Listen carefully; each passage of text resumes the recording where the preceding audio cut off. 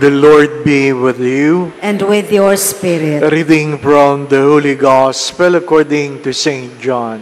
Glory to you, O Lord.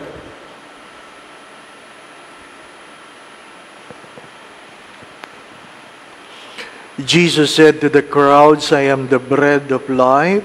Whoever comes to me will never hunger, and whoever believes in me will never thirst. But I told you that although you have seen me, you do not believe. Everything that the Father gives me will come to me, and I will not reject anyone who comes to me, because I came down from heaven not to do my own will, but the will of the one who sent me. And this is the will of the one who sent me, that I should not lose anything of what he gave me, but that I should raise it on the last day.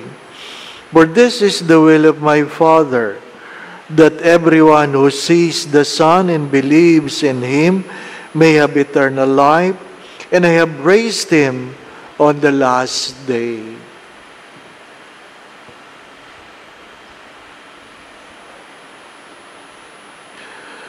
The Gospel of the Lord. Praise to you, Lord Jesus Christ.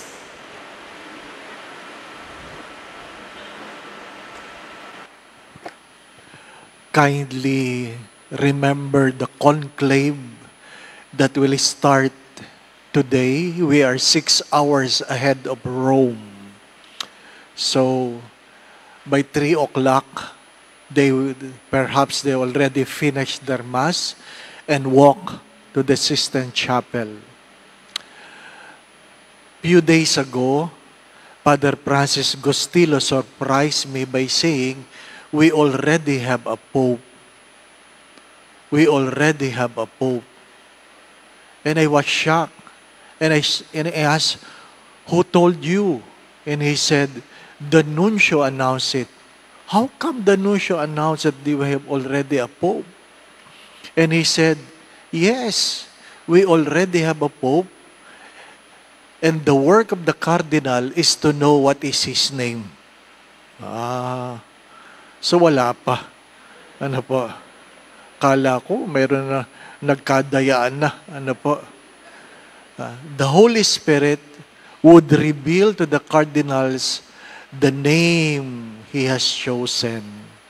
Kaya sabi niya, sikat na naman si Jose Marichan. Sabi ko, ano na naman yan? Sabi niya, kasi ang prayer daw ngayon ay, tell me your name. Hindi tayo nauubusan, no? Hindi tayo nauubusan.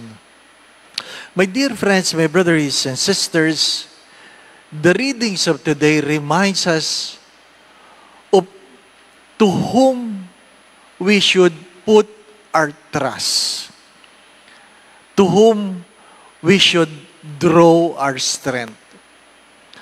You have heard this many times that we can walk fast, we can walk further, but what is important is we should reach our destiny. It is not enough that we walk fast. It is not enough that we walk further. The older ones would say, ikaw, Totoy, papunta ka pa lang, kami pabalik na. And perhaps you have heard those words many times. And I'm impressed hearing those words from old people. Papunta ka pa lang, kami pabalik na. Ngayon, matanda na ako.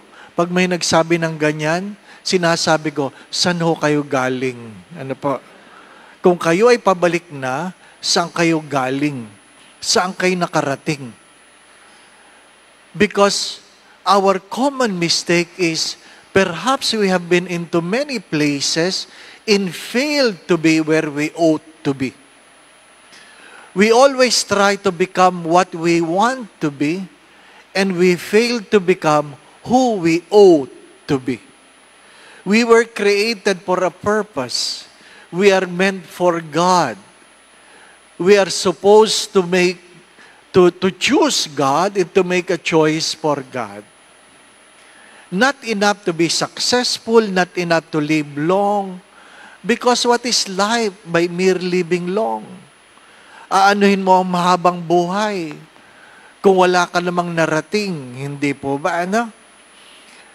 Sabi nung kaibigan ko, nag-message, namatay ang nanay niya. Sabi niya, ang tagal. Ang tagal naming inilaban si nanay. Wala rin, patay rin. Ano pa? I was trying to say something to console her, but at the end, we all die. At the end, we will all die. I hope you understand that. Anong laban ng... I was trying to ask the question, anong laban ang sinasabi niya? That eventually, with all your money, you will be healed? My dear friends, my brothers and sisters, even Lazarus, who was raised from the dead, eventually died. He was just resuscitated. He was not resurrected.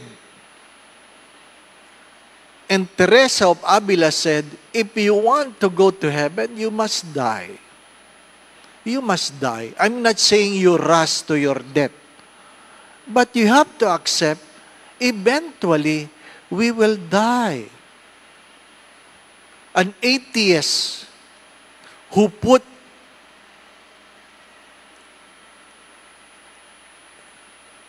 the last words in his tomb, he says, I'm fully dressed, but no place to go. I'm fully dressed, but no place to go. Mahalagang maliwanag sa atin, ang Ebanghelyo ay nagpapaalala that we are meant for God.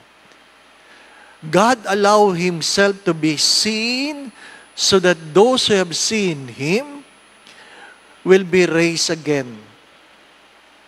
And blessed are we who have not seen Him, and yet we believe. Higit tayong mapapalad na hindi siya nakita, pero nananalig tayo. Nananalig tayo. Whether you like it or not. Kaya nga paulit-ulit na sinasabi sa aklat ng karunungan from the book of wisdom, we grow in wisdom if we know our days are numbered.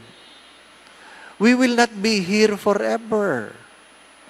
You will not be strong forever. Take note of that. You will not be healthy forever. Whatever money you have, at the end, you will not be able to bring it.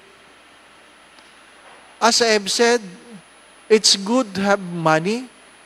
You have something to pay the doctors. You have something to buy for your medicine. You have something to pay for the hospital. At the end, we will still die. And hopefully, it will not be very difficult. No? Kaya nga gusto natin, pag tayo namatay, sana kunin tayo natutulog. Para ano? Wala nang hirap. Di ba? Ano? Hindi ka na lang nagising. Namatay ka sa iyong pagkakatulog. Yun ang ating mga panalangin. Di po ba? Ano? Para wala nang hirap. Kaya pati sa misa may namamatay na. Natulog eh. Hindi po ba? Natulog eh. Di ba? Doon ka kinuha ni Lord kasi naalala ng Diyos ang panalangin mo habang nagsisimba ka. Kunin ka ni Lord habang natutulog. O, di? Sa misa ka kinuha. Hindi po ba? No? Pag hindi na yan tumayo mamaya, tapos na yan. Di po ba? No? Eventually, my dear friends, my brothers and sisters, I am not kidding. Up to now, I have not recovered from the loss of my brother. Up to now, from time to time, suddenly, loneliness struck and perhaps wonder what happened. Because I always say, as the book of Psalms said, life is only 70, 80 for those who are strong. But my brother passed away at 65. Nag-complain lang na sakit ng tiyan. I have shared about this. Na hindi ko inabot sa hospital na buhay. Kaya nung binuksan siya sa pagkakabalot, the first thing I asked it, ano naman nagmamadali ka? Buti hindi sumagot. Ano naman nagmamadali ka? Di ba? You do not know. And you will never know. I kissed his forehead and said, well, see you again. That's the hope we have, the gift of the resurrection. Someday, hopefully, we will see again in heaven. Because you might see your loved ones in hell. Take note. Take note. Away kayo ng away dito. Alam nyo na kung saan kayo magkikita. Di po ba? Ano? That's very true. That's very true. I kissed him and said, see you again. And I made it clear to him, see you again. Not see you soon. Ano po? Hindi ako nagmamadali. Ano po? Life is short. If you fail to believe that on someone who can give you eternal life, then whatever you have, it's a lost. It's a waste of time. Amen. Halos magkasabay yung conclave at ating national election. Sabi nung isa, anong pinagkaiba, Father? Sabi ko, malaki yung pinagkaiba. Sa conclave, walang gustong manalo. Sa Pilipinas, lahat gusto manalo. Ano pa? Yun ang tatandaan nyo. In conclave, nobody wants to win. Sa Pilipinas, wala pang eleksyon. Yung iba gusto nang manalo. Going back to what I've said, I have said this many times, what you love transforms you. But today, you will become what you eat. What you love transforms you, but today we are being reminded, Jesus, the bread of life, you will become what you eat. The Lord be with you. And with your spirit. And may Almighty God bless you in your family, the Father, the Son, and the Holy Spirit. Amen. The Mass has been offered. We go in peace to love and serve the Lord. Thanks be to God.